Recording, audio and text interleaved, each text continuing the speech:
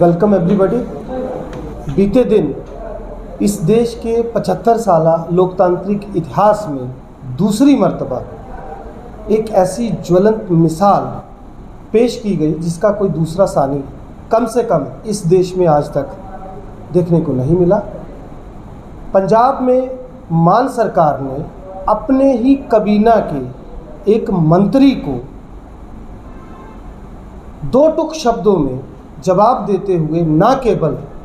बर्खास्त किया बल्कि उनके खिलाफ मामला भी दर्ज करवाया। आपकी जानकारी के लिए बता दूं कि ये आम आदमी पार्टी की ही सरकार है जिसने इससे पहले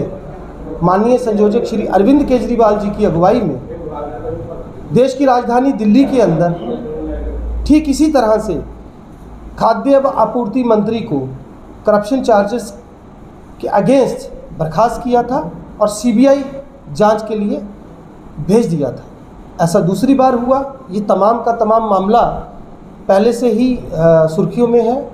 लेकिन आज का ये संवाददाता सम्मेलन जो है ये दो अहम मुद्दों को आधार बनाकर रखा गया है जिन पर मैं विस्तृत ढंग से बात रखना चाहूँगा। सर्वप्रथम मैं आपको ये बताना चाहूँगा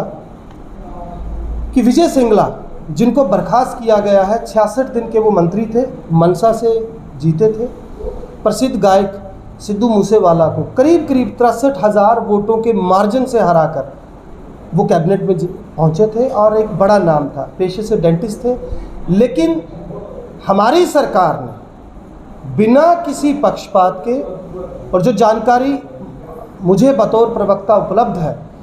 मान साहब के संज्ञान में जब संबंधित अधिकारी ने ये सारा मामला लाया तो वो अकेलौते ऐसे मुख्यमंत्री थे जिन्होंने अपने स्तर पर न केवल जांच बिठाई, अलबत्ता एक स्टिंग ऑपरेशन जो कि अक्सर हम देखते हैं कि हमारे मीडिया बंधु करते हैं, वो मुख्यमंत्री करवाता है और न केवल उनको बर्खास्त किया जाता है बल्कि उनके खिलाफ मामला भी दर्ज किया जाता है। लेकिन अफसोस इस बात का है कि आज वो तमाम के तमाम विपक्षी दल जिनको इस पूरे मामले पर खुले मन से प्रशंसा करनी चाहिए थी, निराधार और निहायत शर्मनाक ढंग से ऐसे ऐसे आरोप लगाने की कोशिश कर रहे हैं जो मुझे लगता है कि इस देश की जनता को गवारा नहीं होंगे। मैं चंद शब्दों में बताना चाहूँगा। जैसे कांग्रेस ने ये आरोप लगाया कि मान साहब खुद ही जज बन गए, खुद ही वकील हो गए, खुद ही उन्होंने फैसला सुना दिया। तो मैं आपके संज्ञान में ला दूँ कि ये मामला कोर्ट में जाना है और बहुत प्रबल संभावना है कि इसकी सीबीआई जांच भी ठीक वैसे ही करवाई जाए जैसे दिल्ली में करवाई गई थी। इसी तरह से अकाली दल ने यह आरोप लगाया कि पार्टी ने जब ये दावा किया था कि वो 92 हीरो को या ऐसे लोगों को चुनकर लाई है जो देश या समाज का नक्शा बदल सकते हैं, तो मैं आपकी जानकारी के लिए बता दूं कि किसी के चेहरे पर लिखा नहीं होता कि कौन कितना ईमानदार है। अलबत्ता ये ज़रूर है कि जब हमारी पार्टी को, हमारी सरकार को पंजाब के अंदर ये पता चला कि उनका एक अपना मंत्री, और ख़ास तौर से आपकी संज्ञान में लाना चाहूँगा, बीते दिन हमारे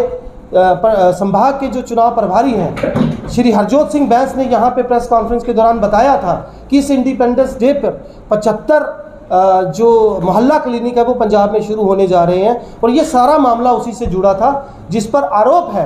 कि विजय सिंगला ने 1% कमीशन मांगा था जो हमारी सरकार को बर्दाश्त नहीं हुआ। आज मैं आपके माध्यम से ये भी अपने तमाम कार्यकर्ताओं को और जनमानस को बताना चाहूँगा कि जम्मू कश्मीर ऐसे भ्रष्ट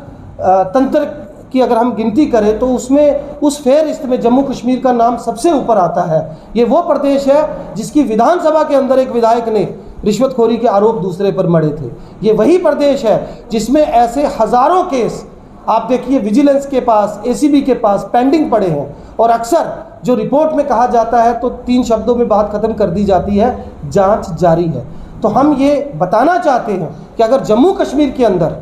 आम आदमी पार्टी को मौका मिलता है तो ये तय है कि किसी भी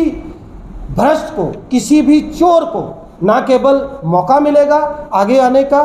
बल्कि ऐसे वो तमाम नेता जिन्होंने आम आदमी का पैसा खाया है, करप्शन की है, भ्रष्ट रहे हैं, सलाखों के पीछे ठीक वैसे ही दिखेंगे जैसे आज हमारा अपना मंत्री सलाखों के पीछे नज़र आ रहा है। मैं उम्मीद करता हूं कि आप सबके माध्यम से इस तमाम मसले के ऊपर जनमानस तक ये बात पहुंचेगी और एक ऐसी ज्वलंत मिसाल जो है वो हमने पूरे देश के समक्ष रखी है, जिससे मुझे लगता है कि आज कम से कम पंजाब सूबे के अंदर दोबारा कोई अधिकारी, कोई कर्मचारी, कोई आम ऐसा आदमी जो समाज से किसी न किसी तरीके से जुड़ा है, कहीं पर भी रिश्वत मांगने की ज़रूरत नहीं करेगा। मैं उम्मीद करता हूं कि जम्मू कश्मीर के अंदर जिस तरह से लोगों का भरोसा हम पर बना है, जिस तरीके से आशातीत ढंग से हमें सफलता हासिल हो रही है, जनाधार निरंतर बढ़ रहा है, वो दिन दूर नहीं जब आप एक कट्टर ईमानदार सरकार को विधानसभा के अंदर